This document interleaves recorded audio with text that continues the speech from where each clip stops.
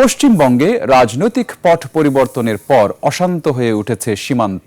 শুভেন্দু মসনদে বসার ঠিক আগেই হত্যা করা হয়েছে দুই বাংলাদেশি তরুণকে। এ নিয়ে উদ্বেগ জানিয়েছেন বিশ্লেষকরা।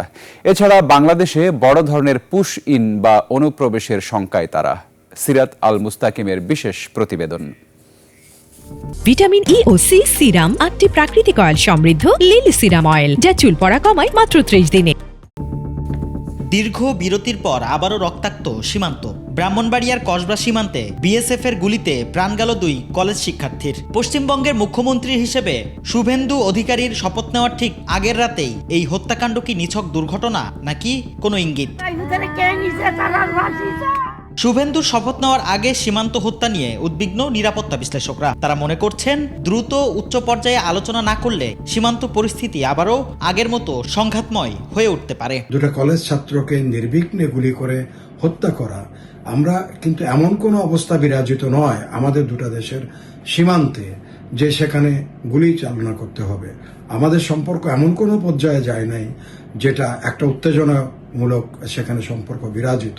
মানুষের মৃত্যু কোনো ভালো বার্তা প্রদান করে না। সুতরাং মৃত্যু যেন না ঘটে, রহিত হয়, সেটার ব্যবস্থা নিতে হলে লিথেল ওয়েপন যেগুলো আছে, মারণাস্ত্র ব্যবহার থেকে ভারতীয় সীমান্ত রক্ষীদেরকে বিরত রাখতে হবে। অন্যথায় এই হত্যাকাণ্ড চলতেই থাকবে। পশ্চিমবঙ্গে নির্বাচনের ফলাফলের পর থেকেই রাজ্যের বিভিন্ন জায়গায় মুসলিম ধর্মাবলম্বীদের বাড়িঘর ও ব্যবসা প্রতিষ্ঠানে হামলা হয়েছে।